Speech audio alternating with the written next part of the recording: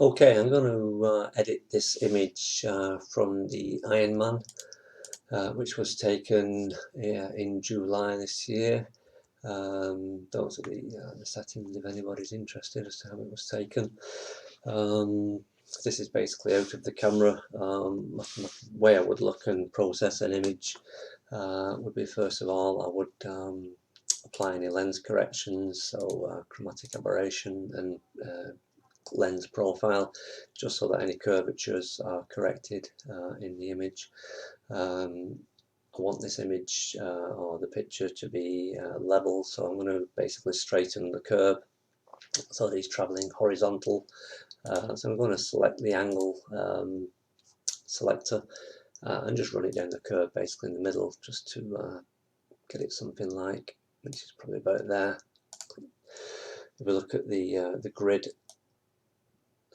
today's it. If we look at the grid and just pop that around across any of the horizontals, it would obviously show that it's nice and level, which is good. I'm going to crop it to 16 by 9. There's a lot of information or pixels at the bottom which are really not contributing anything to the image. It's purely about him and the speed that he's going, so it doesn't need all this at the bottom. So I'm going to crop it at 16 by 9. If I press L and L again, if you just keep pressing L on the keyboard, it will cycle through this, so it just basically blanks out all the panels, so they're not distracting. I obviously need to make sure I leave enough room in front of the driver for all the judges that might want to look at this. And I'll try and get a reasonably the same amount of room at the bottom to the top, which is probably round about there, to be honest. I might just make it slightly smaller. I think that works pretty much okay there. I'm quite okay with that. So we will press done on that. So that's what we've got so far. Personally, I think in colour there are just too many colours pulling you away from everything that you need to see. The green at the top is obviously very distracting. The colour of the bike is okay. So I'm going to convert this to black and white, but I'm going to use Lightroom to do this. Nothing fancy. Just basically press the black and white tab within it. In fact, I will just go back to the colours. Actually, I think there is yeah, the highlights on the hands are a little bit bright, so I will just pull those down. The histogram there is telling me that the blacks are clipping somewhere. I'll just pull those back so that they're not.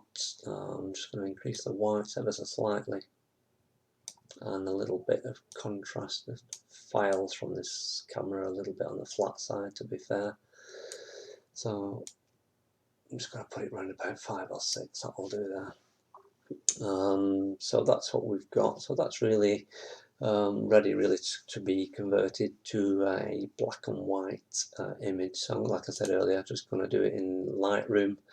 When you convert it to black and white, you obviously first of all see that the top end of it is quite dark where the green shrubs were, and the road is quite light, and for me there's an imbalance in exposure across the top and bottom of the frame. Left to right is perfect, there's no real differences.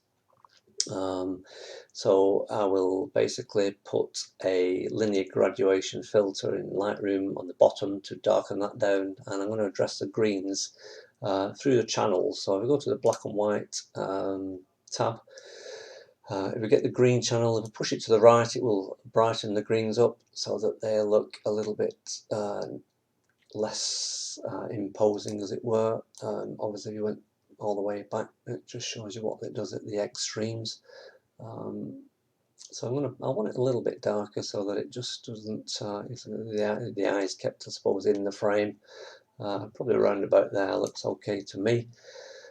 And for the bottom, I'm going to put it, like I say, graduated filter. If we go to the mask side, or the mask icon, and select a linear gradient. We've already selected darken from the previous time I used this tool.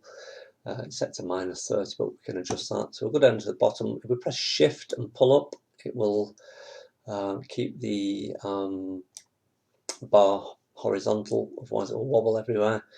And then we can just make some adjustments once we've got the filter in place. So I'm going to pull it down. I'm going to pull it more than what it needs to do, because I like to go to the extreme and then just bring it back to see where I feels about right. And I'm thinking round about there looks quite good.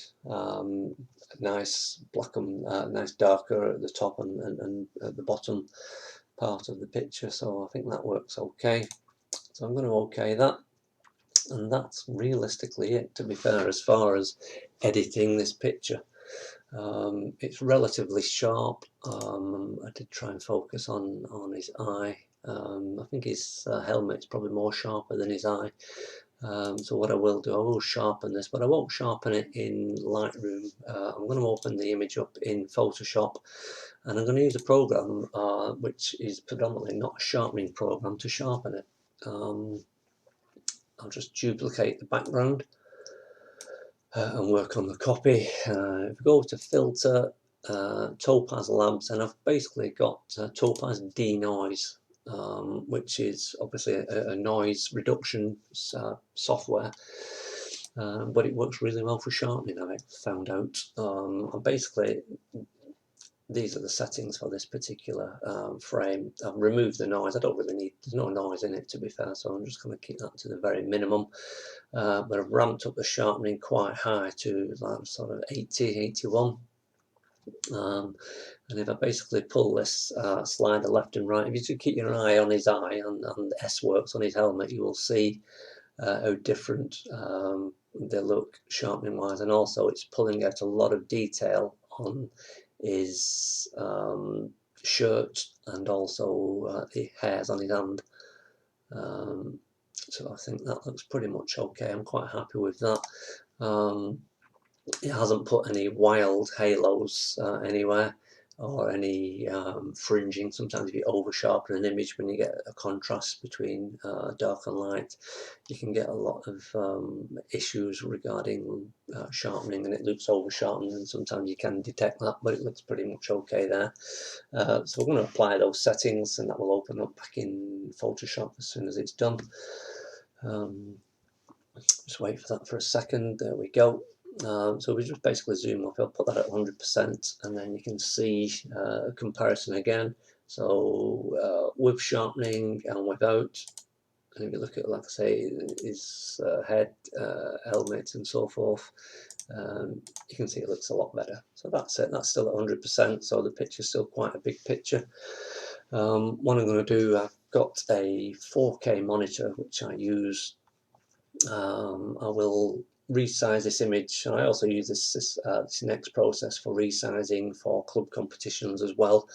But I'm going to resize it so it's 4K resolution, which is 2160 pixels in the short or the vertical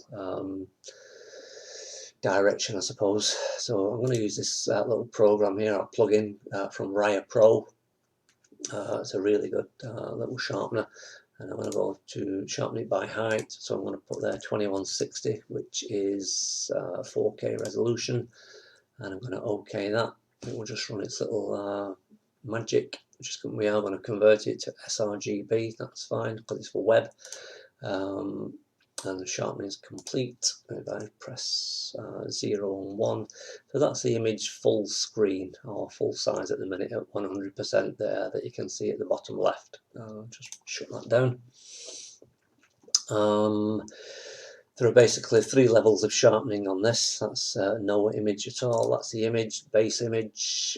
We've got sort of a low, medium, and a high setting for sharpening. I'm always conscious if I over sharpen something, it starts to look too crispy, and also you get the artifacts and fringing that I mentioned earlier. But on this particular image, we don't have any. I'm going to leave it on the maximum sharpen setting, as it were. And that's basically it. That's what I would do to that image to process it and sharpen it. I hope you found that quite useful. The image, by the way, is of James Budge, who was an Ironman contestant. I did find his details on social media from his bike number 257. Tracked him down and sent in this 4K image, and he was absolutely delighted with it. And then a few weeks later, when it won a competition here at the club, I sent him another message to say we'd done a great job together and they'd won, and he was even more delighted. It was quite nice to see his response, to be fair, and I think he's using this for a lot of his social media. And I think he's proper chuffed with it, which I am too, to be fair. So that's it. I hope you found some of this editing technique useful. Thanks very much for watching this one.